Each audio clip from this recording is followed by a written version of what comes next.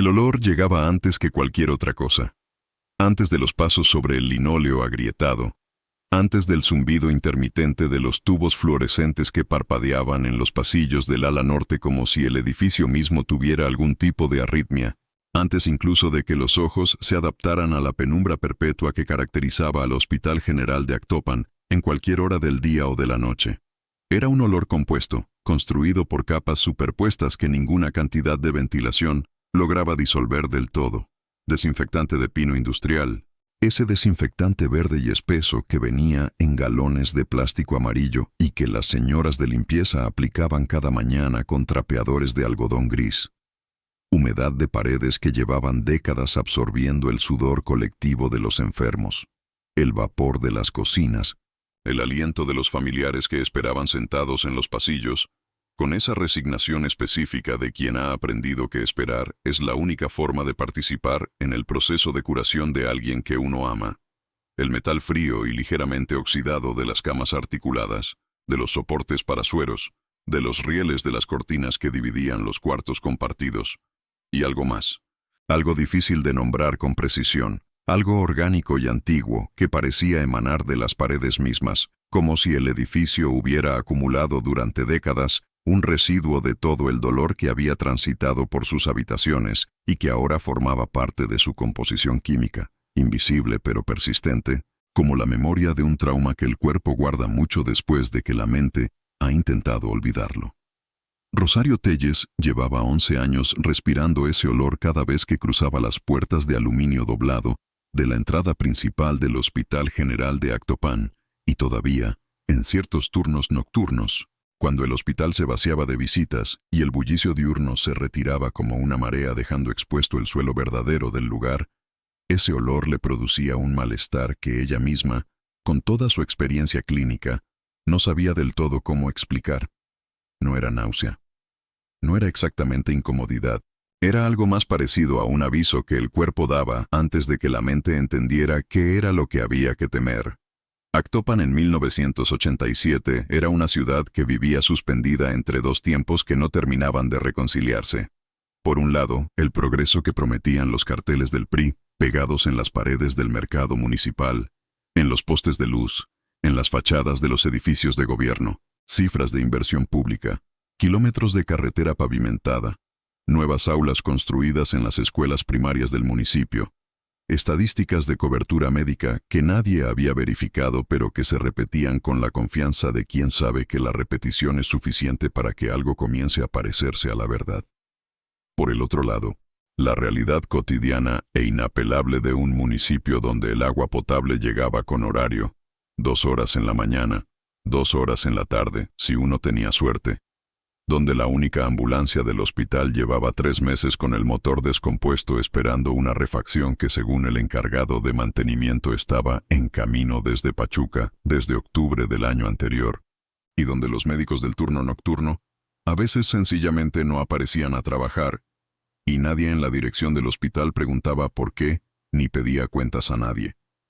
Era ese tipo de institución que funciona no porque su estructura sea sólida, sino porque las personas que trabajan en ella, las enfermeras, los camilleros, las señoras de limpieza, los técnicos de laboratorio, han desarrollado con los años una competencia informal para mantener las cosas andando a pesar de la estructura y no gracias a ella. Si estás viendo este video desde cualquier rincón de México, de América Latina, o desde donde sea que te encuentres esta noche, te pedimos que te suscribas al canal y que nos dejes en los comentarios desde qué ciudad nos estás acompañando. Cada comentario que escribes nos ayuda a seguir trayendo estas historias a más personas. Y ahora, continuemos.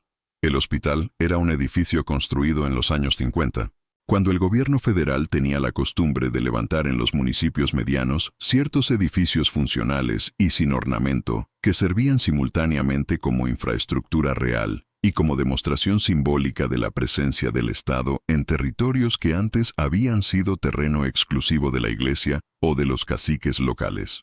La arquitectura era la de su tiempo. Fachada de tabique gris sin ninguna concesión a la estética. Ventanas rectangulares de marco metálico con rejas oxidadas que en invierno transmitían el frío del exterior directamente a los pasillos. un patio interior de cemento donde crecía un árbol de pirul que nadie había plantado conscientemente y que con los años, con esa terquedad silenciosa y geológica de las raíces, había levantado parte del pavimento en fracturas irregulares que nadie había reparado porque siempre había algo más urgente que reparar. El edificio tenía 4 pisos. El cuarto piso estaba clausurado desde 1979, oficialmente por daños estructurales identificados después de un sismo menor que había ocurrido ese año. Un sismo que la mayoría de los actopenses recordaban como algo que había hecho temblar los vasos de agua sobre las mesas durante unos segundos, pero que no había derribado nada significativo en la ciudad. Los daños estructurales del cuarto piso nunca habían sido documentados en ningún informe técnico que alguien hubiera visto. Pero la clausura estaba ahí, con una cadena y un candado en la puerta de la escalera de acceso, y con esa eficiencia invisible con que las instituciones transmiten las cosas que no deben cuestionarse, nadie del personal hablaba del cuarto piso. No porque hubiera una prohibición explícita, no porque alguien hubiera convocado alguna reunión para decir que ese tema era tabú, sino porque había una forma de silencio institucional que se transmitía entre los trabajadores sin necesidad de palabras, de generación en generación de personal, como se transmite el miedo en los animales, cuando el olor del predador ya no está, pero el instinto de huida permanece activado mucho tiempo después. Rosario Telles era jefa de enfermería del turno de noche, un cargo que en el papel sonaba a reconocimiento, a una trayectoria valorada, y que en la práctica cotidiana significaba más responsabilidad con exactamente el mismo sueldo miserable, más horas de pie sobre ese linóleo que en los meses de invierno se ponía tan frío, que el frío subía por las suelas de los zapatos de trabajo y se instalaba en los huesos de los pies, en los tobillos, en las rodillas con la constancia de algo que no tiene prisa porque sabe que va a ganar. Tenía 42 años. 2 hijos adolescentes, un varón de 16 y una niña de 14, que en esa edad particular de la adolescencia que es simultáneamente fascinante y agotadora para quien los cría, ya vivían sus vidas propias con una intensidad que los hacía presentes y ausentes al mismo tiempo. Un esposo, Gerardo, que trabajaba en una bodega de materiales de construcción y que los domingos veía el fútbol con una cerveza fría y una distancia afectuosa, que a Rosario, después de 20 años de matrimonio, ya no le molestaba ni le entusiasmaba, sino que simplemente era, como el árbol de pirul en el patio del hospital, algo que había crecido ahí sin que nadie lo plantara y que formaba parte del paisaje de la vida que uno ha construido.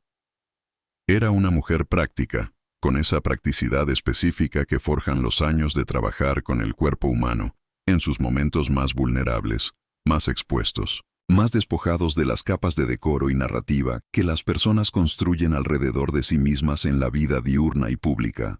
Había visto a personas morir. Había visto a personas recuperarse contra todo pronóstico. Había sostenido manos que tiritaban y había limpiado cuerpos que ya no podían limpiarse solos. Y en todo eso había desarrollado una relación con el sufrimiento ajeno que sus compañeras más jóvenes a veces confundían con frialdad o con indiferencia, y que era en realidad exactamente lo contrario. Era la forma que Rosario había encontrado, a través de los años y de los errores y de las noches largas, de seguir siendo completamente funcional y completamente presente sin que el dolor ajeno la destruyera por dentro. La practicidad como forma de compasión sostenible. Pero había cosas que incluso ella notaba. Había cosas que en los últimos meses, desde el otoño del 86 más o menos, habían empezado a acumularse en algún lugar de su conciencia como agua detrás de una presa, sin hacer ruido todavía, sin desbordar todavía, pero con un peso que ella sentía en la forma en que a veces se detenía en los pasillos del ala norte, sin saber exactamente por qué, en la forma en que su mirada se iba hacia el techo, cuando caminaba cerca de la escalera clausurada. La primera en desaparecer fue Angélica Suárez. Angélica tenía 26 años y llevaba 2 en el hospital, suficiente tiempo para conocer los atajos y las costumbres y los caracteres difíciles del personal, pero no tanto como para haber perdido esa sensibilidad hacia los pacientes que los años de trabajo clínico a veces erosionan de forma imperceptible. Era originaria de Ixmiquilpan, esa ciudad del Valle del Mezquital, conocida por sus bordados y por el río de aguas termales, y por una energía particular de pueblo que ha aprendido a sobrevivir en un paisaje árido. Y había llegado a Actopan siguiendo a un novio que estudiaba contaduría en el tecnológico local y que al año y medio de relación había decidido que prefería a una compañera de clase de Pachuca. Angélica se había quedado en Actopan porque el trabajo era estable, porque el traslado a otra ciudad implicaba trámites y recursos que en ese momento no tenía, y porque su tía Dolores, hermana de su madre, vivía en la colonia Morelos y le rentaba una habitación en la parte trasera de su casa por una cantidad razonable que incluía desayuno cuando los horarios del trabajo lo permitían. Era una muchacha delgada, de complexión menuda, con el pelo negro que siempre traía recogido en una trenza apretada que le caía por la espalda hasta casi la cintura, una trenza que era casi su marca distintiva en el hospital. Lo primero que uno veía cuando la distinguía desde lejos en el pasillo, tenía la costumbre de hablar en voz muy baja, incluso en situaciones donde no había ninguna razón objetiva para el sigilo. Como si hubiera aprendido desde la infancia que ocupar poco espacio sonoro era una forma eficiente de protección, una forma de existir en los lugares sin generar fricción. Rosario la apreciaba sinceramente, con esa apreciación práctica y concreta que Rosario aplicaba a todo. La apreciaba porque era puntual con una puntualidad que no era rigidez, sino respeto, porque no se quejaba de las condiciones del trabajo, aunque las condiciones fueran frecuentemente lamentables, porque con los pacientes tenía una paciencia genuina, no actuada, no profesional en el sentido superficial del término, sino verdadera. La paciencia de alguien que de verdad le importa lo que le pasa al otro, que de verdad escucha cuando el paciente habla de su dolor, o de su miedo, o de su familia. Y eso era algo que Rosario había aprendido. A lo largo de 11 años, era imposible fingir de forma sostenida durante un turno de 12 horas. El miércoles 14 de enero de 1987 fue una noche ordinaria en todos los sentidos, que la palabra ordinaria puede aplicarse a un hospital de provincia en una ciudad de tamaño mediano, en un estado del centro de México. Temperatura de 3 grados centígrados al inicio del turno. Cielo despejado con ese negro sólido y estrellado que solo existe lejos de las ciudades grandes. Viento del norte que colaba por las ventanas mal selladas del ala norte y hacía vibrar las cortinas de los cuartos. Angélica Suárez llegó a su turno a las 10 de la noche con 4 minutos de adelanto. Lo que era habitual en ella. Se cambió en el vestidor, tomó el reporte del turno saliente, comenzó su ronda. A las 6 de la mañana del jueves. Cuando Rosario llegó para supervisar el cambio de turno, Angélica no estaba. Su casillero estaba abierto. Su chamarra de lana color mostaza, la que usaba para los días fríos de la semana, y que Rosario había visto innumerables veces colgada del mismo gancho, seguía ahí. Sus zapatos de calle, unos zapatos de cuero negro con un pequeño tacón bajo, que según le había dicho Dolores más tarde, Angélica había comprado en el mercado de Pachuca el mes anterior, y de los que estaba particularmente orgullosa, porque eran los primeros zapatos de cuero verdadero que compraba con su propio dinero. Seguían en el piso del casillero, perfectamente colocados. Angélica había salido del hospital con el uniforme puesto, o había desaparecido del hospital de alguna otra manera, sin sus pertenencias personales, sin su dinero, sin nada que no fuera lo que traía puesto. El encargado del turno nocturno esa noche era el doctor Armando Bretón, 50 años, complexión robusta que con los años había empezado a transformarse en una gordura que él cargaba con la indiferencia de quien ya no tiene que demostrarle nada a nadie, bigote poblado de entradas grises, una autoridad institucional que ejercía con la brusquedad de quien nunca ha tenido que ganársela mediante la persuasión o el respeto, sino que la ha obtenido simplemente por el transcurso del tiempo y la acumulación de jerarquía. Era médico internista. Había llegado al Hospital General de Actopan en 1975 desde el Hospital de Especialidades de Pachuca, en circunstancias que nadie del personal actual conocía con exactitud, pero sobre las que circulaban las versiones imprecisas y contradictorias que siempre rodean a los traslados no completamente voluntarios. Tenía en el hospital la posición del veterano insustituible. Conocía los expedientes, conocía las familias de los pacientes habituales, conocía los proveedores y los procedimientos y las excepciones no escritas a los procedimientos escritos, y esa acumulación de conocimiento lo hacía difícil de cuestionar, difícil de confrontar, difícil de ver con ojos completamente frescos. Cuando Rosario le preguntó por Angélica esa mañana del jueves, encontrándolo en el corredor frente a la enfermería central, mientras él revisaba unos expedientes, Bretón tardó exactamente un segundo antes de responder. Era una pausa breve, del tipo que en una conversación ordinaria no tendría ningún significado particular, el tiempo que cualquier persona necesita para recuperar un dato de la memoria, para transitar de un pensamiento a otro. Pero Rosario, que llevaba 11 años observando reacciones humanas bajo presión, registró esa pausa con la parte de la conciencia que registra las cosas antes de que la mente consciente las categorice. Se fue antes de terminar el turno, dijo Bretón, sin levantar la vista de los expedientes. Dijo que se sentía mal. Rosario miró los zapatos en el casillero de Angélica, que podía ver desde donde estaba parada. No dijo nada. Bretón volvió a sus expedientes. La conversación había terminado, según Bretón. Rosario fue al casillero y miró los zapatos durante un momento más de lo necesario. Los zapatos de calle de una persona que se va porque se siente mal. Los zapatos nuevos de cuero negro que una muchacha de 26 años de Ixmiquilpan había comprado con su primer sueldo importante y de los que estaba orgullosa. Una persona que se siente mal y decide irse de su trabajo a mitad de turno no deja sus zapatos.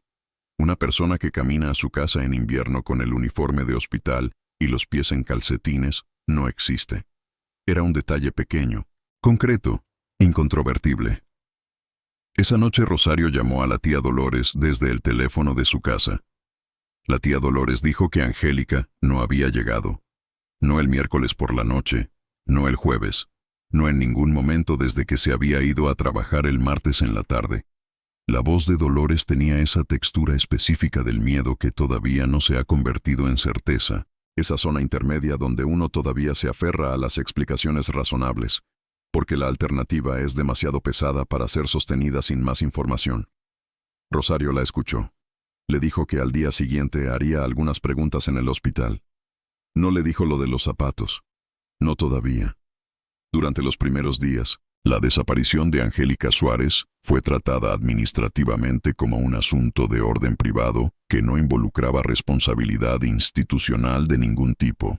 La directora administrativa del hospital, la licenciada Consuelo Vargas, era una mujer de unos 55 años, con el cabello teñido de negro azulado, con esa mezcla de permanente y tinte que era el estilo dominante entre las mujeres de su generación y posición en las ciudades de provincia. Traje sastre de poliéster en colores oscuros, una fragancia de perfume floral intenso que precedía su llegada a los espacios y persistía después de su partida, y una forma de hablar que combinaba la cordialidad formal con una firmeza subyacente que funcionaba como advertencia. Era amable con todo el mundo, pero había en su amabilidad un límite claramente definido, más allá del cual no había más amabilidad, sino otra cosa completamente diferente. Convocó a Rosario a su oficina el viernes por la mañana, una oficina de paredes color crema con diplomas enmarcados y una planta de escritorio que era el único elemento vivo en un espacio diseñado para comunicar orden y permanencia. Y le explicó, con esa cordialidad que es una forma sofisticada de amenaza, que no deja marcas visibles, que los asuntos privados del personal eran responsabilidad individual de cada trabajador y no de la institución, que probablemente la muchacha había tenido algún problema de carácter personal o sentimental y había tomado la decisión de regresar a su lugar de origen sin pasar por el trámite formal de la renuncia, que estas cosas ocurrían con cierta regularidad, especialmente entre el personal joven y femenino, que no siempre tenía la madurez suficiente para manejar la presión del trabajo clínico nocturno, que no había razón para crear alarma entre el personal ni para generar rumores que afectaran el ambiente laboral del hospital. Rosario escuchó todo eso. Asintió con la cabeza en los momentos apropiados. Dijo que entendía. Salió de la oficina, y en el pasillo exterior se detuvo un momento frente a la ventana que daba al patio interior, mirando las raíces del árbol de pirul que habían levantado el pavimento de cemento en fracturas irregulares, y pensó con mucha claridad que la licenciada Vargas había usado muchas palabras para explicar algo que no necesitaba tantas palabras. Las personas que no tienen nada que ocultar no construyen defensas antes de que nadie las ataque. La denuncia ante el Ministerio Público la presentó la tía Dolores, por su propia iniciativa y con sus propios recursos, sin ninguna ayuda del hospital. Fue al edificio del MP en la calle Moctezuma, un edificio de los años 70 con el letrero de metal oxidado sobre la entrada, y esperó 2 horas en una banca de madera hasta que un agente la atendió. El agente era un hombre joven, no más de 30 años, con el uniforme mal planchado y una máquina de escribir Olivetti sobre el escritorio cuya tecla de la letra estaba trabada y producía cada vez que se usaba un sonido diferente al de las demás, un sonido de metal que no cierra bien, que Dolores escuchó durante los 20 minutos que duró el proceso de tomar la declaración. El agente escribía con 2 dedos, lentamente, y tenía la expresión de alguien que hace este trabajo suficiente tiempo para saber que la mayoría de los casos de este tipo no llegan a ningún lado, pero no suficiente tiempo todavía para haber perdido completamente la capacidad de incomodarse con eso. ¿Tiene usted conocimiento de algún conflicto personal de la señorita?, preguntó. ¿Alguna relación sentimental problemática? ¿Algún problema de deudas? Dolores respondió que no a todo. ¿Es posible que haya decidido mudarse a otra ciudad sin informar a su familia? Dolores dijo que no era posible, que Angélica era una muchacha responsable, que no había razón, que los zapatos. El agente escribió lo de los zapatos en el acta. Los zapatos quedaron escritos en el acta. En el registro final quedó anotado: paradero desconocido, posible ausencia voluntaria. La carpeta fue archivada ese mismo día, en un estante de metal con otras carpetas del mismo color beige desgastado. Rosario no era una mujer que creyera en los presagios, en las señales, en la intuición como forma de conocimiento superior a la evidencia. Había pasado demasiado tiempo trabajando en un entorno donde lo que importaba era lo que podía medirse, registrarse, documentarse para que las impresiones vagas tuvieran mucho peso en su forma de evaluar las situaciones. Pero en los días que siguieron a la desaparición de Angélica tuvo varias veces la sensación, mientras caminaba por el pasillo del ala norte en los turnos nocturnos, de que el hospital respiraba de forma diferente. Era difícil de precisar con el vocabulario clínico que era el que ella prefería usar para describir las cosas. Los mismos sonidos de siempre estaban presentes. El goteo de una llave que nunca terminaban de reparar en el baño del personal, ese goteo que en el silencio de la madrugada tenía su propio ritmo hipnótico, el ronroneo grave y constante del generador eléctrico en el sótano, que el personal de turno nocturno había dejado de notar de tan presente que era. Los quejidos ocasionales de los pacientes de medicina general, ese sonido particular del dolor que comunica tanto incluso sin palabras. Pero todos esos sonidos parecían organizados de otra manera, dispuestos con silencios donde antes había ruido continuo, y con ruidos en los momentos que antes eran los más silenciosos. Una noche, caminando hacia la farmacia interna a las 2:20 de la madrugada, creyó escuchar pasos en el techo, pasos regulares, con una cadencia deliberada, como de alguien que camina sabiendo exactamente a dónde va y sin ninguna necesidad de apresurarse. El 4º piso estaba directamente encima de ese pasillo. Rosario se detuvo. Levantó la vista hacia el plafón con sus manchas de humedad irregulares. Escuchó con esa concentración total que el cuerpo activa cuando el sistema nervioso decide que algo requiere atención máxima. Los pasos se detuvieron en el mismo momento en que ella se detuvo. Exactamente, con una sincronía que podía ser coincidencia o podía ser que quien caminaba arriba también escuchaba los pasos de abajo. Rosario siguió caminando. Los pasos del 4º piso no volvieron. Llegó a la farmacia, hizo lo que tenía que hacer, regresó por el mismo pasillo. No le dijo nada a nadie. Lo escribió en su libreta con fecha y hora, con la misma notación neutra que usaba para registrar los datos de los pacientes. Febrero llegó con una helada inusual para el Valle del Mezquital, un frío seco y persistente que bajaba de la sierra por las noches y convertía las mañanas en algo casi mineral, con escarcha en los cristales de los autobuses que hacían la ruta Actopan-Pachuca, con el aliento de la gente formando pequeñas nubes blancas en los mercados y en las esquinas.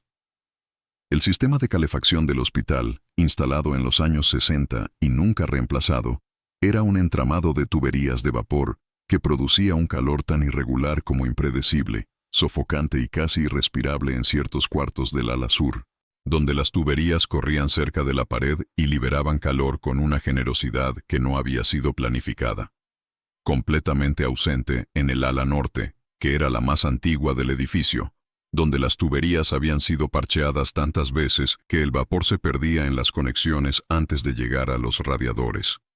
Los pacientes del ala norte pedían cobijas adicionales que a menudo no había, y las enfermeras hacían el recorrido nocturno con suéter debajo del uniforme blanco, con medias gruesas debajo de los zapatos de trabajo, con ese estoicismo práctico del personal de salud que aprende a trabajar con las condiciones que hay, porque las condiciones que debería haber no existen y esperarlas equivale a no trabajar. Fue en febrero cuando Rosario comenzó a notar con sistematicidad lo que después, al intentar explicárselo a sí misma y más tarde a otras personas, llamaría las inconsistencias. No eran cosas grandes. Eran detalles del tipo que uno puede ignorar individualmente, atribuirlos a la distracción, al cansancio, a la memoria imperfecta de quien trabaja turnos de 12 horas, pero que en conjunto, vistos como una serie y no como eventos aislados, empezaban a insinuar un patrón que la mente racional quería descartar y que algo más profundo, más antiguo, no podía. Un carrito de medicamentos que Rosario recordaba con certeza haber dejado en el corredor frente a la habitación 12 al final de su ronda de medianoche, y que a las 4 de la madrugada aparecía frente a la habitación 17, sin que ninguna de las enfermeras de turno recordara haberlo movido, o pudiera explicar por qué estaría en ese lugar. Un expediente del señor Fortino Mendoza, 68 años, pensionado, ingresado por neumonía bilateral el 3 de febrero, que una mañana de la segunda semana desapareció de la carpeta de pacientes activos del ala norte y amaneció archivado en el registro de altas, con fecha de alta anotada el día anterior, aunque el señor Fortino Mendoza seguía en su cama del ala norte, vivo y confundido, preguntando por qué nadie le había traído el desayuno. Cuando Rosario fue a buscar al responsable del registro de ese movimiento erróneo, nadie pudo explicarlo. El jefe de médicos dijo que era un error administrativo, que esas cosas pasaban cuando el personal estaba sobrecargado. Era una explicación plausible. Era exactamente el problema, que las explicaciones eran siempre plausibles. La información más importante llegó de una fuente que Rosario no había buscado. Marisol Carranza era una enfermera de 23 años que llevaba 4 meses en el hospital, recién egresada de la Escuela de Enfermería de Pachuca, con esa mezcla de entusiasmo y vulnerabilidad que tienen las personas en su primera posición laboral real, cuando todavía no saben exactamente qué reglas se pueden cuestionar y cuáles es mejor acatar sin pregunta. Una mañana de mediados de febrero, mientras las dos se lavaban las manos en el baño del personal, ese baño estrecho con el espejo agrietado en una diagonal que partía las caras en 2 ángulos diferentes, Marisol dijo en voz muy baja, mirando el grifo y no el espejo: «Vi al doctor Bretón». Pausa. El agua corriendo. Anteayer, en la madrugada, cuando fui a buscar unos guantes que había dejado olvidados. Otra pausa. Rosario cerró el grifo de su lavabo y esperó. Subía por la escalera clausurada, la del 4º piso. Pausa. Llevaba una linterna y una llave, un llavero con varias llaves. Rosario la miró en el espejo, en los 2 ángulos del espejo roto. ¿Estás completamente segura de que era Bretón? Marisol asintió sin ninguna duda. ¿Te vio a ti? No creo, estaba de espaldas. ¿Le dijiste a alguien más? No, solo a usted. Bien. Rosario abrió el grifo de nuevo y se jabonó las manos otra vez, un gesto mecánico que le dio unos segundos para pensar. No le digas a nadie más, todavía. Marisol asintió, no preguntó por qué. Había algo en la forma en que Rosario lo dijo que comunicaba suficientemente que era una instrucción dada por alguien que sabía lo que estaba haciendo, no una sugerencia casual. Esa noche, al terminar su turno, Rosario se quedó en el hospital con el pretexto del inventario de suministros. Era un pretexto verdadero en el sentido de que el inventario existía y necesitaba hacerse, pero no era la razón principal de quedarse. Esperó a que el personal del turno entrante se concentrara en urgencias, como siempre hacía en las primeras horas. Luego caminó hasta la escalera de servicio del ala norte, la escalera que subía al 4º piso. Se detuvo frente a la puerta. El candado era nuevo. Brillaba con esa tersura del metal sin oxido, sin la pátina gris que todo lo demás en ese edificio acumulaba con los años como la piel acumula los signos del tiempo. Un candado nuevo puesto en una puerta que oficialmente llevaba 8 años clausurada por daños estructurales que nadie había documentado. Rosario sacó su libreta y escribió la observación con fecha y hora. Luego siguió su camino como si hubiera pasado por ahí por casualidad. La segunda enfermera desapareció el martes 3 de marzo de 1987. Se llamaba Patricia Guerrero Solano. Tenía 31 años. Era casada con un mecánico de nombre Aurelio. Tenía una hija de 4 años llamada Sofía, que según todos los que conocían a Patricia, era la persona más importante en su vida, con esa centralidad que los hijos pequeños tienen para ciertos padres, esa forma de organizar toda la existencia alrededor de una presencia pequeña y total. Llevaba 5 años trabajando en el Hospital General de Actopan, primero en el turno vespertino y desde hacía 2 años en el nocturno. Era una mujer de carácter tranquilo, risas fáciles, con esa capacidad de algunas personas para mantener el buen humor incluso en las condiciones más extenuantes, lo que la hacía especialmente valiosa en el turno nocturno, donde la moral del personal tiende a erosionarse en las horas más oscuras. Tenía una relación de amistad genuina con varias de sus compañeras.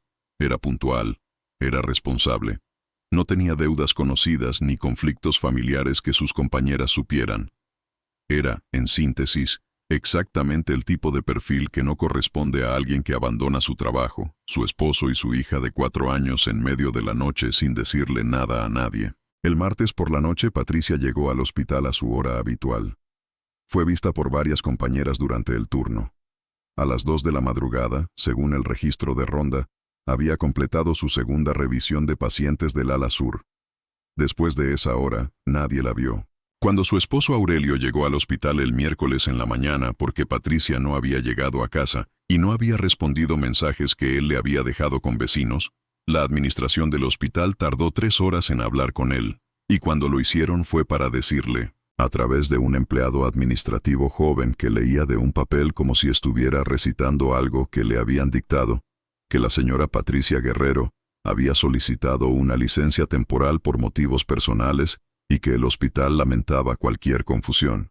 Aurelio Guerrero era un hombre de manos grandes y expresión reservada que en circunstancias normales no levantaba la voz, pero que esa mañana en el pasillo del hospital, frente al empleado administrativo joven con su papel, preguntó con una voz que no era un grito pero que tenía la densidad de algo que está a un paso de serlo. ¿Una licencia? ¿Mi mujer pidió una licencia? ¿Cuándo? ¿Por qué no me dijo nada? ¿Por qué no vino a casa? El empleado administrativo repitió la información del papel. Aurelio se fue del hospital con esa expresión de los hombres que no saben cómo llorar en público y que convierten el dolor en una quietud tensa que es más inquietante que cualquier llanto. La periodista Elvira Mondragón llegó a esta historia a través de un camino indirecto. Tenía 34 años. Llevaba 8 trabajando para El Cronista del Valle, el semanario local que se imprimía en papel periódico amarillento con una impresora offset que dejaba los bordes de las letras ligeramente borrosos y que tenía una circulación de aproximadamente 2.000 ejemplares distribuidos en Actopan y los municipios circundantes. Era una periodista que había llegado al oficio por eliminación más que por vocación, como llega mucha gente a las cosas que termina haciendo bien. Había estudiado comunicación en la Universidad Autónoma del Estado de Hidalgo, en Pachuca, con la vaga intención de trabajar en televisión o en publicidad, y cuando ninguna de esas opciones se materializó con la facilidad que había imaginado, el periodismo local había sido lo disponible, pero en 8 años había desarrollado algo que no había planeado desarrollar. Un instinto genuino y bien calibrado para detectar cuando alguien le estaba mintiendo. No era un instinto místico ni particularmente dramático, era empírico. Estaba construido sobre la observación sistemática de los patrones del lenguaje bajo presión, sobre la experiencia acumulada de haber entrevistado a suficientes personas que ocultaban suficientes cosas como para reconocer la textura específica de la mentira institucional, que es diferente a la mentira personal. Tiene más estructura, más anticipación de las preguntas, más palabras de las necesarias en los lugares donde la verdad sería simple. Conoció la historia de Angélica Suárez a través de la tía Dolores. que en un momento de desesperación había llamado a la redacción del periódico para preguntar si era posible publicar algo sobre su sobrina desaparecida. Elvira fue a verla. Escuchó. Tomó notas. Escribió una nota breve que salió en la página 7 del número del 15 de febrero, debajo de un anuncio de ferretería, mencionando la desaparición de la enfermera y preguntando si alguien tenía información. Nadie respondió. Pero la nota había quedado. Y cuando 3 semanas después desapareció Patricia Guerrero, y la declaración del hospital sobre la licencia voluntaria llegó a oídos de Elvira, quien para entonces ya tenía el número de teléfono de Dolores Suárez y había hablado con ella varias veces, la periodista sintió algo que reconoció como el momento en que una historia deja de ser un hecho aislado y se convierte en un patrón. Y los patrones eran la materia prima de las historias que importaban. Fue Dolores quien le mencionó a Elvira que había una enfermera jefa en el hospital, que había estado haciendo preguntas con discreción. Una mujer de confianza, dijo Dolores, que le había llamado el día después de que Angélica no llegó a casa.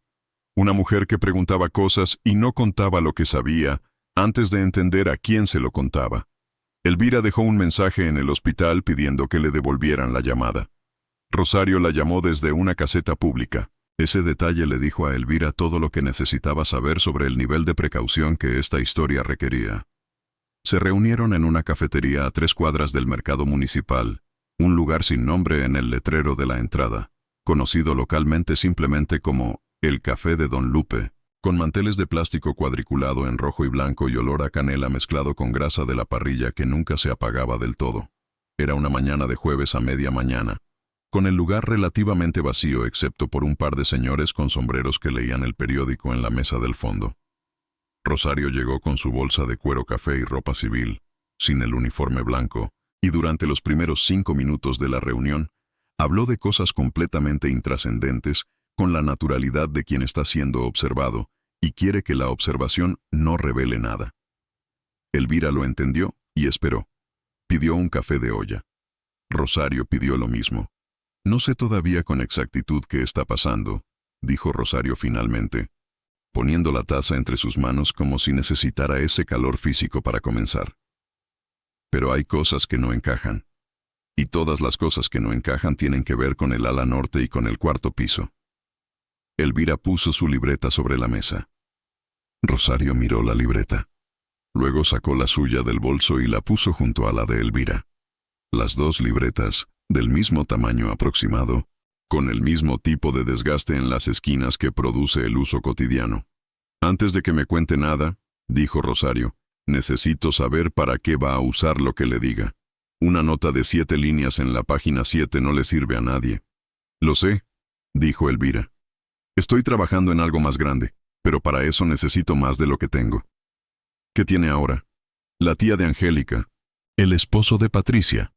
Una declaración del hospital que tiene más huecos que respuestas. Y la sensación de que alguien en esa institución está mintiendo de forma coordinada, que no es lo mismo que un empleado mintiendo por su cuenta. Rosario asintió. Era exactamente la distinción correcta. La mentira coordinada necesita más de una persona, dijo. Necesita jerarquía. Necesita que alguien tenga suficiente poder para que los demás prefieran mentir a preguntar. ¿Bretón? Bretón es parte, dijo Rosario. Pero Bretón solo no tiene ese poder. Hay alguien más. Habló durante 40 minutos. La taza de café frente a ella, la voz baja y constante, sin drama, con la precisión descriptiva de un reporte de turno. Los zapatos de Angélica en el casillero, el candado nuevo, los pasos en el techo a las 2 de la mañana, el expediente de Fortino Mendoza archivado en alta cuando el paciente seguía vivo en su cama. Lo que Marisol había visto, Bretón subiendo con una linterna y un llavero a las 2 de la madrugada. Elvira escribía sin levantar la vista, con esa caligrafía rápida y abreviada de quien ha aprendido a capturar la información al ritmo en que se produce. Cuando Rosario terminó, Elvira cerró la libreta y se quedó un momento mirando el mantel cuadriculado. Si lo que usted está pensando es correcto, dijo Elvira en voz baja, entonces hay personas vivas en ese 4º piso. Es lo que estoy pensando. ¿Desde cuándo? Angélica desapareció el 14 de enero. Han pasado casi 2 meses. El silencio entre las dos mujeres tuvo una densidad particular, la densidad de las implicaciones que no hace falta enunciar porque ambas las están pensando simultáneamente. Si Angélica estaba en el cuarto piso, si había estado ahí desde enero, si estaba viva, entonces cada día que pasaba era un día más de algo que seguía ocurriendo, que no había terminado, que tenía su propio presente activo que continuaba mientras ellas tomaban café en una cafetería a 3 cuadras. «Necesito entrar al hospital», dijo Elvira. «Al cuarto piso específicamente. No puede entrar como periodista. Lo sé. Necesito entrar de otra manera». «¿Qué tiene en mente?» «Todavía no lo sé del todo, pero necesito que usted me ayude desde adentro, y necesito saber si hay alguna manera de llegar al cuarto piso que no sea por la escalera clausurada». Rosario pensó en la cornisa. Había estado pensando en la cornisa desde hacía días, desde que había empezado a considerar seriamente la posibilidad de que alguien tendría que subir a ese piso antes de que la situación se resolviera por sí sola, lo cual en su experiencia, las situaciones de este tipo nunca hacían. «Hay una ventana de servicio en el tercer piso», dijo. «Da a una cornisa exterior. La cornisa llega hasta las ventanas del cuarto piso». En las fotos antiguas del hospital que están en el archivo de la dirección, se puede ver que antes esas ventanas no tenían tabla. Pausa. Puede que todavía haya una sin tabla completa. Elvira la miró. ¿Cuánto mide la cornisa? Unos 30 centímetros de ancho, quizás un poco más. ¿Y cuánto hay de caída? Hasta el patio interior, unos 6 metros. Elvira procesó eso. ¿Cuándo podríamos hacerlo? Bretón tiene 2 días libres a partir del próximo jueves. Es la mejor ventana que vamos a tener. El jueves entonces, a las 2 de la mañana. Yo estaré en turno. Entra por la puerta lateral de urgencias. El celador de ese acceso, a esa hora, habitualmente está dormido. Tengo a Marisol, la enfermera que vio a Bretón subir. Puedo pedirle que haga la ronda del ala sur esa noche para despejar el ala norte.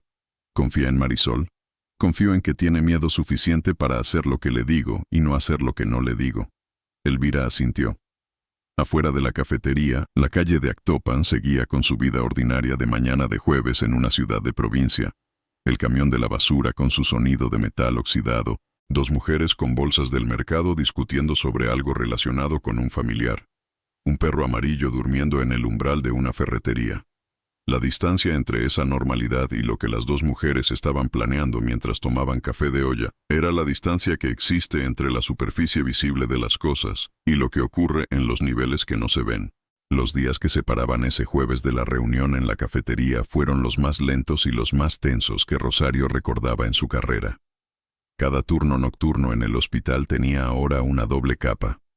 La capa superficial del trabajo ordinario, las rondas y los registros y los pacientes y los medicamentos. Y debajo la otra capa, la del hospital que ella estaba aprendiendo a ver. El hospital de los ruidos en el techo y el candado nuevo, y los pacientes que desaparecían de los registros antes de desaparecer de las camas. Bretón seguía llegando a sus turnos con la misma rutina de siempre. El bigote, los expedientes, la autoridad sin esfuerzo, y Rosario seguía pasando frente a él en los pasillos con la misma cara de siempre, aprendiendo a hacer del propio rostro una superficie sin información. Fue la noche del miércoles, la noche antes del jueves planeado, cuando Marisol la encontró en el corredor del ala norte, con esa mirada que Rosario había aprendido a reconocer en ella. «Ayer», dijo Marisol. Y después se detuvo como si las palabras necesitaran más espacio del que el pasillo ofrecía. «Dime», dijo Rosario. «Llegué temprano al turno, media hora antes. Fui al baño del personal primero». Marisol miraba el suelo. Escuché una voz, del cuarto piso. ¿Qué tipo de voz? Una voz de mujer, muy débil, como si estuviera muy lejos o muy cansada. No podía entender las palabras. Solo que era una voz de mujer, llamando a alguien. Rosario no dijo nada por un momento. El fluorescente del pasillo parpadeó con su ritmo irregular. Algún paciente del ala sur tosió en la distancia.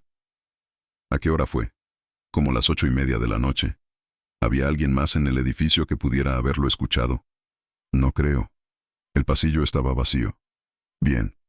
Mañana en la noche necesito que hagas la ronda completa del ala sur. No vengas al ala norte en toda la noche a menos que te llame yo directamente. ¿Puedes hacer eso? Marisol asintió. Tenía los ojos húmedos, pero la mandíbula firme con ese esfuerzo de contención que Rosario reconoció como el mismo que ella misma hacía constantemente. ¿Está usted bien?, preguntó Marisol. Era una pregunta que nadie le había hecho a Rosario en semanas, posiblemente en meses. Sí, dijo Rosario. Ve a hacer tu ronda. El jueves llegó con lluvia, una lluvia fina, persistente, de esa variedad que no tiene intención de terminar pronto, que cae con la paciencia geológica de los fenómenos climáticos que no tienen apuro porque el tiempo no les cuesta nada. La lluvia convertía las calles de Actopan en superficies oscuras y reflejantes, donde las luces de los postes se multiplicaban en charcos irregulares, y producía en el hospital un sonido constante contra los cristales de las ventanas, un sonido que se mezclaba con los otros sonidos del edificio, y los hacía todos más difusos, más difíciles de localizar.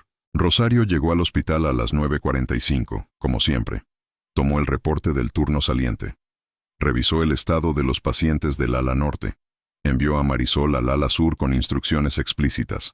Verificó que el celador de la puerta lateral, un hombre de unos 60 años llamado Don Epifanio, que había trabajado en el hospital desde los años 70 y que desarrollaba en las madrugadas un sueño tan profundo y tan regular como un fenómeno natural, estuviera en su posición habitual. Lo estaba, con la radio de transistores murmurando una estación de rancheras y la cabeza inclinada sobre el pecho en el ángulo característico del sueño sentado. Elvira entró por la puerta lateral a la 1:48 de la madrugada con un impermeable oscuro, los zapatos empapados, la libreta y la linterna en la bolsa. Rosario la estaba esperando al final del corredor del tercer piso, junto a la ventana de servicio. No se dijeron nada más allá de lo necesario. La ventana abrió hacia adentro con el crujido del metal que había estado inmóvil demasiado tiempo. La lluvia entró junto con el frío. La cornisa era exactamente como Rosario la había descrito, y al mismo tiempo, completamente diferente verla desde adentro que habérsela imaginado. Elvira salió primero, con las espaldas contra el tabique mojado, los pies de costado sobre la cornisa estrecha, las manos buscando el agarre en la rugosidad del material. Abajo, el patio con el árbol de pirul, invisible en la oscuridad pero presente como concepto, como posibilidad física de caída. Rosario salió detrás. La lluvia era fría y constante, y el tabique húmedo raspaba a través de la tela del uniforme y el impermeable. No miraron hacia abajo. Avanzaron. La ventana del cuarto piso estaba a 4 metros de la ventana de servicio. La tabla de madera que la sellaba estaba podrida en el borde inferior por años de humedad. Y cedió cuando Elvira empujó con las 2 palmas de las manos, con esa resistencia breve y luego ese ceder repentino que tiene la madera cuando se rinde. Elvira entró. Rosario entró detrás. El cuarto piso del Hospital General de Actopan. El olor los golpeó antes de que los ojos se adaptaran a la oscuridad. Desinfectante de pino concentrado, aplicado recientemente y en cantidad excesiva. Y debajo del desinfectante, el otro olor. El olor que Rosario conocía de 11 años de trabajo y que era imposible no reconocer. El olor dulce y pesado y complejo de los cuerpos humanos en situación de enfermedad prolongada o de sedación prolongada en un espacio cerrado. No era el olor de la muerte. Era algo diferente, algo que estaba entre la vida y la ausencia. Un olor que comunicaba que aquí había cuerpos vivos que llevaban mucho tiempo en un espacio del que no habían podido salir. Elvira encendió la linterna. El haz de luz barrió el pasillo del cuarto piso. Las mismas paredes de tabique gris del resto del edificio, pero con estantes de metal a los lados, donde había frascos y cajas y equipos de suero organizados con una prolijidad clínica que era perturbadora en ese contexto, la prolijidad de alguien que considera lo que está haciendo un trabajo serio, que mantiene la competencia técnica independientemente de la ética de lo que aplica esa competencia. Al fondo del pasillo, una puerta entreabierta, y detrás de la puerta, en el momento en que el haz de la linterna llegó hasta esa apertura, un movimiento. Pequeño. El movimiento de alguien que se mueve con el mínimo de energía disponible. Rosario no esperó ninguna señal de Elvira. Avanzó por el pasillo con el paso tranquilo y directo que había aprendido a usar cuando se acercaba a los pacientes en situación de angustia, Ese paso que comunica presencia y calma sin amenaza. Aquí estoy, dijo Rosario en voz baja, acercándose a la puerta entreabierta. No se asuste. Aquí estoy. No voy a hacerle daño. Empujó la puerta con la palma de la mano, despacio. La habitación era grande para los estándares del cuarto piso.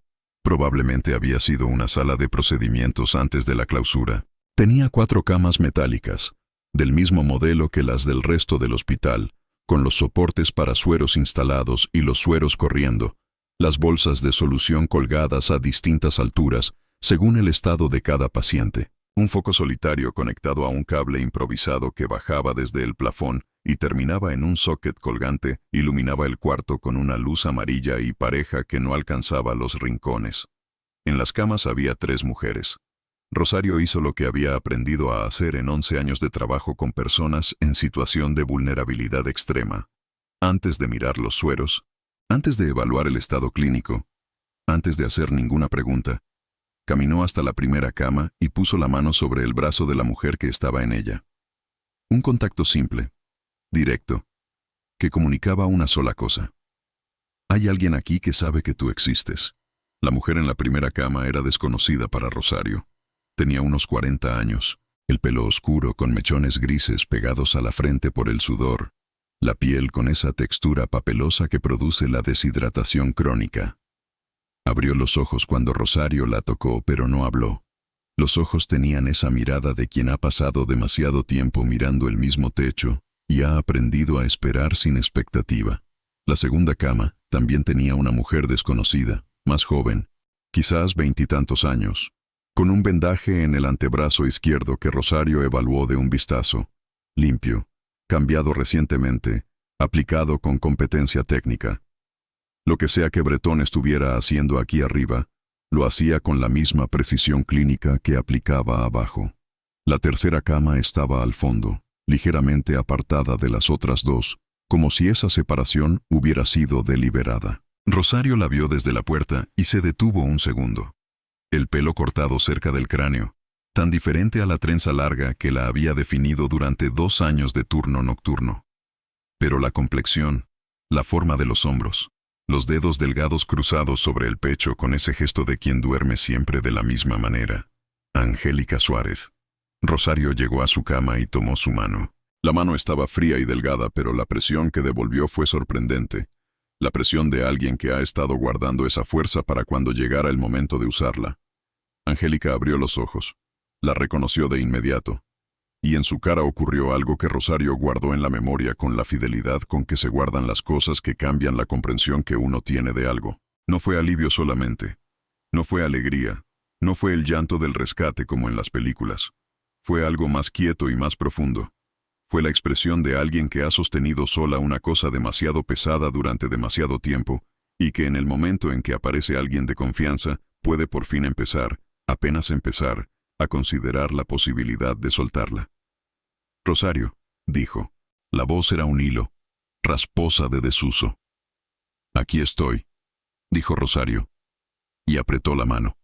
Elvira estaba documentando el cuarto con la linterna y la libreta, moviéndose con cuidado entre las camas, registrando los frascos en los estantes, los nombres en las etiquetas escritas con la letra pequeña y ordenada de Bretón, las fechas anotadas en los registros improvisados que colgaban del pie de cada cama. Era periodista, y en ese momento era periodista con toda la intensidad que el oficio puede tener cuando finalmente se encuentra frente a lo que lleva semanas buscando. Pero también era una persona. Y la persona que era miraba a las 3 mujeres en sus camas y sentía algo que se instalaba en el pecho como un peso físico, algo entre la indignación y el dolor que no tenía nombre preciso, pero que era real y que se iba a quedar mucho tiempo. ¿Quiénes son las otras 2? Le preguntó Rosario a Angélica en voz muy baja, inclinada sobre la cama. Angélica tardó en responder. La sedación era parcial, suficiente para mantenerla dócil pero no para anularla completamente. La de en medio llegó hace como un mes. La trajo Bretón de noche. Nunca habló. Pausa, respiración trabajosa. Nunca supe su nombre. Pausa más larga. La otra no es de aquí. Habla diferente, como del norte. ¿Patricia Guerrero está aquí también? Angélica cerró los ojos. Rosario esperó. No la vi nunca aquí. Puede que esté en otro cuarto. Sus ojos se abrieron de nuevo con un esfuerzo visible. Hay otro cuarto, al fondo del pasillo, con llave diferente. Bretón va ahí a veces y yo escucho cosas. Rosario miró a Elvira. Elvira ya estaba mirándola. ¿Qué tipo de cosas escuchas?, dijo Rosario, volviendo a Angélica. Angélica tardó. Voces. A veces llanto. Una vez escuché algo que sonaba como equipo médico, como cuando conectan el electrocardiógrafo. Pausa. Su voz se fue apagando como una radio cuya batería se acaba. Y escuché al doctor hablar con alguien. Alguien que vino una vez. El doctor lo llamó licenciado. Hablaban de resultados, de que los resultados eran buenos, de que había interés desde la capital. La capital. Rosario y Elvira se miraron otra vez y en esa mirada sin palabras pasó la comprensión simultánea de lo que eso significaba. No era solo Bretón, no era solo el hospital. Había interés desde la capital, alguien en Pachuca o más arriba, alguien para quien lo que ocurría en ese cuarto piso representaba algo que tenía valor suficiente para que valiera la pena mantenerlo activo, para que valiera la pena hacer desaparecer a las personas que se acercaban demasiado. ¿Sabes qué te estaba haciendo?, preguntó Rosario. Angélica negó con la cabeza casi imperceptiblemente. Me sacaba sangre, mucha sangre a veces, y me ponía cosas en el suero, no sé qué. Después de las cosas me sentía diferente, a veces muy cansada, a veces como si estuviera flotando. Pausa. Una vez le escuché decir algo sobre reacciones, sobre que las reacciones eran las esperadas.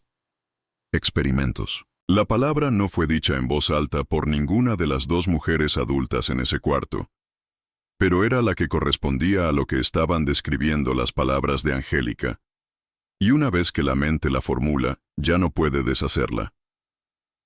Experimentos médicos no autorizados, realizados sobre mujeres que habían sido retenidas sin su consentimiento, financiados o al menos monitoreados por alguien con suficiente poder institucional para garantizar la impunidad del proceso.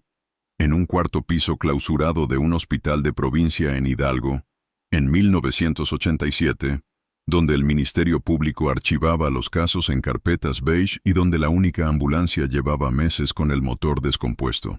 Vamos a sacarte de aquí, dijo Rosario. Esta noche. Angélica apretó su mano con esa fuerza guardada. ¿Y las otras?, dijo. También. Elvira se acercó. ¿Pueden caminar? Angélica puede, con ayuda. Las otras dos no lo sé. Tenemos que intentarlo por la escalera. No podemos sacar a 3 personas por la cornisa. Lo sé. Rosario ya había calculado esto. La escalera tiene pestillo por adentro. Podemos bajar. Pero si alguien nos ve bajar con 3 pacientes en el estado en que están, todo termina antes de empezar. ¿A qué hora entra el primer personal del turno siguiente? El médico de guardia a las 6. El personal de enfermería a las 7 menos cuarto. Son las 2:40. Tenemos tiempo. Tenemos tiempo si nadie viene antes. Rosario miró los sueros, los frascos, el foco solitario. Tenemos que desconectar los sueros primero. Hacerlo mal puede causarles una crisis. ¿Cuánto tiempo necesitas? 10 minutos para las 3, si los frascos están en el orden correcto y si los accesos venosos están en buen estado. Elvira asintió. Yo voy a revisar el otro cuarto, el del fondo con llave diferente. No tiene llave. Voy a ver si hay otra forma de abrirlo. Mientras Elvira caminaba hacia el fondo del pasillo con la linterna, Rosario comenzó el proceso de desconectar los sueros con la misma metodología tranquila y sistemática que aplicaba a cualquier procedimiento clínico. Esa capacidad de convertir el cuerpo en herramienta precisa incluso cuando la mente está procesando cosas que van mucho más allá de lo clínico. La primera mujer, la de 40 años con el pelo pegado a la frente, no reaccionó al contacto. Pulso presente, débil pero regular. Acceso venoso limpio. Desconexión sin complicaciones. La segunda, la joven del vendaje en el antebrazo, abrió los ojos cuando Rosario le tocó el brazo y los volvió a cerrar sin decir nada. Pero en ese momento de ojos abiertos, Rosario vio algo que reconoció. Reconocimiento. La muchacha sabía lo que estaba pasando. Estaba eligiendo guardar fuerzas. Desde el fondo del pasillo llegó el sonido de Elvira intentando abrir una puerta. Un sonido de metal contra metal, suave y repetido. Rosario llegó a Angélica de último. Angélica estaba despierta y mirándola. ¿Puedes sentarte sola?, preguntó Rosario. Angélica intentó incorporarse. Lo logró con esfuerzo, con los brazos temblando, pero lo logró. Bien, dijo Rosario. Eso es suficiente. Desde el fondo del pasillo llegó otro sonido. No el sonido de Elvira con la puerta. Era un sonido diferente. Era el sonido de alguien que llora en voz muy baja, con ese llanto particular de quien ha estado llorando tanto tiempo, que el llanto ya no tiene fuerza, sino solo persistencia, como un río que ha perdido el caudal pero no ha perdido el cauce. Elvira había encontrado la manera de abrir el cuarto del fondo. Rosario terminó con el suero de Angélica y fue hacia allá. El cuarto del fondo era más pequeño. Tenía 2 camas.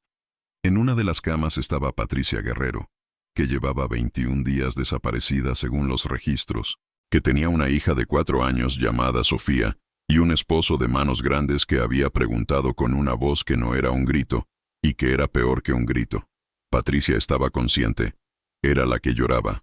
Cuando vio a Rosario en la puerta se quedó callada con esa quietud repentina del llanto interrumpido por algo inesperado, y luego dijo, con la voz rota de semanas de encierro: «¿Es real?» «Es real», dijo Rosario. «Soy yo».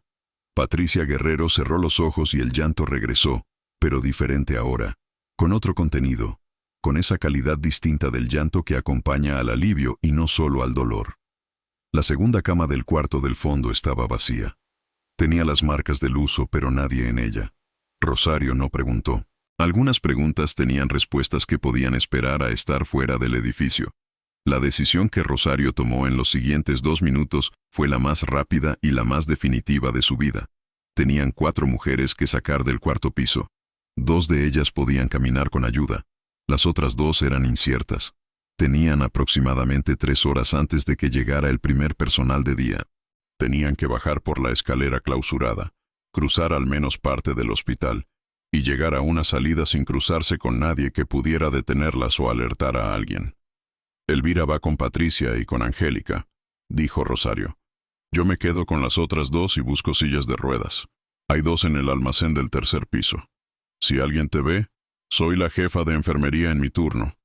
Tengo razones para estar en el almacén del 3er piso a las 3 de la mañana. No tengo razones para estar en el 4º piso con 4 pacientes no registradas. Pausa. Pero si eso es lo que toca, es lo que toca. Elvira la miró durante un segundo. Luego asintió. Bajaron las escaleras en 2 grupos.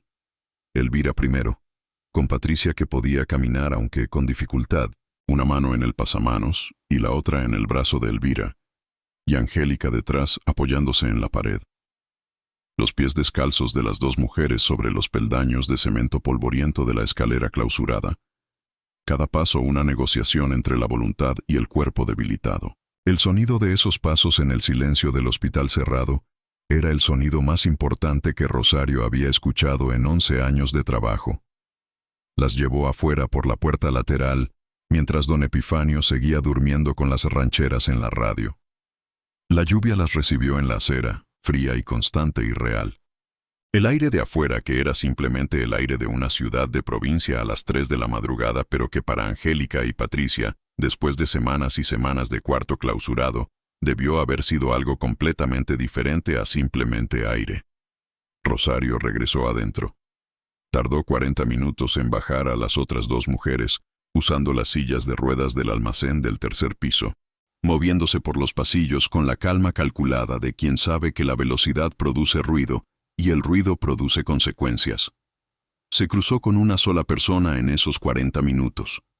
Un paciente de medicina general que había salido de su cuarto hacia el baño y que la miró desde el corredor con los ojos entrecerrados del sueño interrumpido. Rosario le dijo buenas noches y siguió empujando la silla de ruedas. El paciente volvió a su cuarto. Afuera, en la calle mojada frente a la puerta lateral del hospital, Elvira había llamado desde la caseta de la esquina al único número que tenía de alguien fuera de Actopan en quien confiara lo suficiente. Un colega en Pachuca, periodista también, con contactos en el área de derechos humanos de la universidad. Le había dado una dirección, le había dicho que viniera, que era urgente, que trajeran a alguien médico, que no llamara a ninguna autoridad local. Las 5 mujeres esperaron en el portal de una vecindad a media cuadra del hospital, bajo el alero que las protegía parcialmente de la lluvia. Angélica tenía la cabeza apoyada en el hombro de Rosario. Patricia tenía los ojos abiertos mirando la calle como si todavía no terminara de creerla. Las otras 2 mujeres, cuyos nombres Rosario todavía no sabía, dormitaban en las sillas de ruedas con esa inconsciencia de los cuerpos que han agotado todos sus recursos. Rosario sacó su libreta del bolsillo del uniforme y escribió la fecha y la hora con su letra pequeña y apretada. Luego escribió los nombres que sabía y los nombres que todavía faltaban, los detalles del cuarto piso, los frascos con la letra de Bretón, la cama vacía en el cuarto del fondo que nadie había mencionado todavía en voz alta. Escribió todo lo que recordaba, con la exactitud y la sistematicidad de quien sabe que lo que no está escrito puede ser negado, puede ser reinterpretado, puede ser tragado por el mismo sistema que había permitido que todo esto ocurriera. A las 4:50 de la madrugada llegó el coche de Pachuca. A las 5:20, las 5 mujeres estaban en camino fuera de Actopan. A las 6 en punto, el doctor Armando Bretón llegó al hospital como hacía siempre, 15 minutos antes de su turno. Subió por la escalera de servicio con su llavero. Abrió el candado. Entró al cuarto piso. Lo que encontró, o más precisamente lo que no encontró, fue el principio del fin de algo que había durado demasiado tiempo. Las camas vacías, los sueros desconectados con precisión clínica, la ventana rota por la cornisa, con la tabla de madera arrancada y la lluvia de la noche entrando por el hueco. Bretón no llamó a nadie de inmediato. Se quedó en el cuarto durante varios minutos, de pie en el centro, mirando las camas vacías con esa expresión que tienen las personas cuando algo que habían considerado permanente revela de pronto su naturaleza provisional. Luego marcó un número en el teléfono interno del cuarto, un teléfono que no aparecía en ningún directorio del hospital. Alguien respondió al segundo tono. «Se fueron», dijo Bretón. Silencio al otro lado. «Las 4», dijo Bretón. Más silencio. Luego una voz que Bretón conocía bien. Una voz que había aprendido a obedecer en los últimos 3 años. Una voz que desde Pachuca había diseñado el proyecto, había provisto los recursos, había prometido la protección y había cumplido esa promesa mientras las cosas funcionaban según el plan. La voz dijo algo breve. Bretón escuchó. Colgó. Bajó las escaleras con el mismo paso de siempre. En el pasillo del primer piso saludó a la enfermera del turno entrante, con el mismo bigote y la misma autoridad sin esfuerzo. Fue a su oficina. Tomó una mochila pequeña que siempre mantenía en el cajón inferior de su escritorio.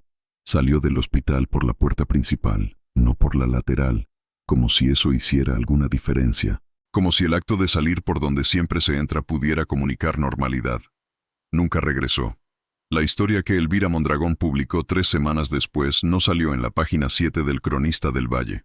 Salió en la primera página del periódico universitario de la UAEH en Pachuca, luego fue recogida por 2 periódicos de circulación estatal. Luego llegó a un reportero de un diario de la Ciudad de México, que tenía contactos en la Comisión Nacional de Derechos Humanos, que en 1987 llevaba menos de un año de existencia formal y que estaba buscando con urgencia el tipo de caso que justificara su propia necesidad de existir.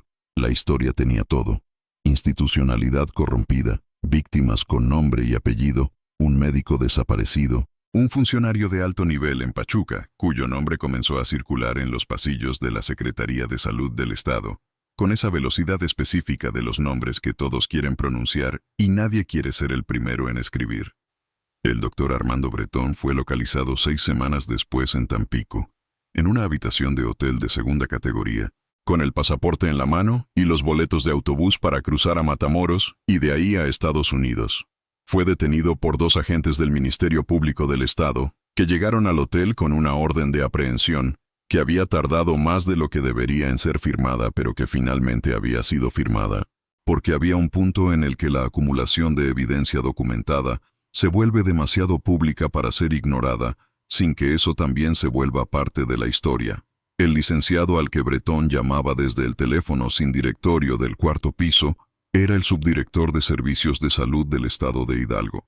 Un hombre de 52 años con nombre de 3 palabras y cargo de 4, que había firmado la orden original de clausura del cuarto piso en 1979 y que había facilitado el acceso de Bretón al edificio y al personal 3 años después, con la promesa de resultados que serían presentados ante instancias que prefería no nombrar, pero que todos en ciertos círculos de la Ciudad de México entendían. Fue suspendido de su cargo en junio de 1987, 3 meses después de la noche de la lluvia en Actopan.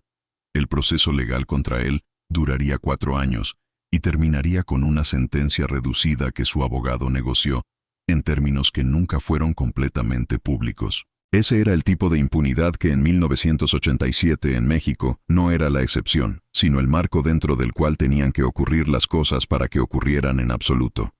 Las 4 mujeres del cuarto piso fueron atendidas médicamente en Pachuca durante semanas. Angélica Suárez tardó 2 meses en recuperar el peso que había perdido y 4 meses en regresar a algo parecido a su estado anterior. Nunca volvió a trabajar en un hospital. Se fue de regreso a Ixmiquilpan, donde abrió con su tía Dolores un pequeño negocio de comida. La trenza larga no volvió a crecer de la misma manera. Las otras 2 mujeres, cuyas identidades tomaron semanas en ser establecidas porque ninguna de las 2 tenía red familiar que las reclamara, fueron integradas a programas de asistencia social en Pachuca. Patricia Guerrero fue la que tuvo la recuperación más rápida, impulsada, según las personas que la conocían, por una urgencia que no requería explicación. Su hija Sofía tenía 4 años y la estaba esperando. Aurelio Guerrero, el esposo de Manos Grandes que había preguntado por su mujer con una voz que no era un grito, estuvo en el hospital de Pachuca todas las noches durante las 3 semanas que Patricia necesitó para ser dada de alta. No habló mucho con los médicos ni con los periodistas, pero una noche, mientras esperaba en el pasillo, le dijo a Elvira Mondragón, que había ido a visitar a Patricia y con quien había desarrollado una confianza discreta: yo sabía que no se había ido. Uno sabe. Elvira escribió eso en su libreta. No lo publicó. Algunas cosas no son para publicar sino para guardar, para recordar que detrás de cada historia hay personas que saben cosas que no pueden ser probadas, pero que son completamente verdaderas. Rosario Telles fue separada de su cargo en el Hospital General de Actopan el 28 de abril de 1987, mediante una carta de la licenciada Vargas que mencionaba vagamente irregularidades en la gestión del turno nocturno, y que no hacía ninguna referencia al cuarto piso, ni a las 4 mujeres, ni a los 3 años de experimentos no autorizados que habían ocurrido en el edificio bajo la supervisión nominal de la administración que la licenciada Vargas representaba. La separación fue impugnada por el Sindicato de Trabajadores de Salud del Estado, un proceso que tomó 8 meses y que terminó en la reincorporación formal de Rosario a su cargo, aunque Rosario para ese momento ya había decidido no regresar al Hospital General de Actopan. Consiguió posición en el Hospital del IMSS de Pachuca, donde trabajó otros 12 años antes de jubilarse. La libreta con las fechas y las horas y los detalles siguió en su poder. La guardó en una caja de cartón junto con otros documentos importantes, y la caja fue con ella a cada cambio de domicilio durante los siguientes 20 años. El sobre que había metido debajo del colchón, el sobre con la carta dirigida a nadie en específico con las instrucciones de abrirlo si algo le pasaba, fue encontrado por su esposo Gerardo cuando cambiaron el colchón 6 meses después de los hechos. Gerardo lo leyó, lo dobló, se lo entregó a Rosario sin decir nada. Rosario lo tomó. Tampoco dijo nada. Esa noche, en la mesa de la cocina con la misma taza de té que nunca terminaba de tomarse, Rosario pensó que había cosas que el matrimonio sostenía sin necesidad de palabras, de la misma manera que el árbol de pirul del patio del hospital había sostenido el pavimento durante años simplemente con la persistencia silenciosa de sus raíces. El Hospital General de Actopan siguió funcionando. El cuarto piso fue clausurado de nuevo, esta vez con una inspección estructural real que determinó que los daños eran menores y reparables, pero que la administración municipal decidió no reparar por falta de presupuesto. Las ventanas del cuarto piso fueron tapiadas con tablas nuevas, más gruesas que las anteriores. El candado fue reemplazado. Los estantes con los frascos y los registros escritos con la letra pequeña de Bretón fueron confiscados por el Ministerio Público y luego, según el expediente, extraviados durante una transferencia entre dependencias. Eso también era el tipo de cosa que en 1987 en México no era la excepción, sino el marco. Elvira Mondragón siguió trabajando para El Cronista del Valle durante 3 años más. Luego se fue a Pachuca a trabajar para un periódico de mayor circulación. Luego se fue a la Ciudad de México. Siguió escribiendo sobre cosas que ocurrían en los niveles que no se ven, sobre las historias que existen debajo de las explicaciones plausibles, sobre los patrones que la mente racional quiere descartar y que algo más profundo no puede. En 1994 ganó un premio de periodismo del estado de Hidalgo. En el discurso de aceptación no mencionó el Hospital General de Actopan, pero quienes la conocían sabían que la libreta que puso sobre la mesa de la cafetería junto a la de Rosario aquella mañana de febrero seguía siendo, de alguna manera, la razón por la que seguía haciendo lo que hacía. La licenciada Consuelo Vargas se jubiló en 1991, después de 4 años de investigaciones administrativas que nunca llegaron a conclusión formal. Abrió una papelería en la colonia centro de Actopan, que operó con relativo éxito durante los años 90. Según las personas que la conocían en esos años, nunca mencionaba el hospital. El árbol de pirul en el patio interior del Hospital General de Actopan siguió creciendo. Las raíces siguieron levantando el pavimento, ampliando las fracturas con la paciencia de lo que no tiene apuro. En algún momento a finales de los 90, alguien finalmente mandó cortar el árbol, pero las raíces ya estaban tan profundas y tan extendidas que el pavimento siguió fracturado mucho después de que el árbol desapareció, como ocurre siempre con las cosas que estuvieron suficiente tiempo.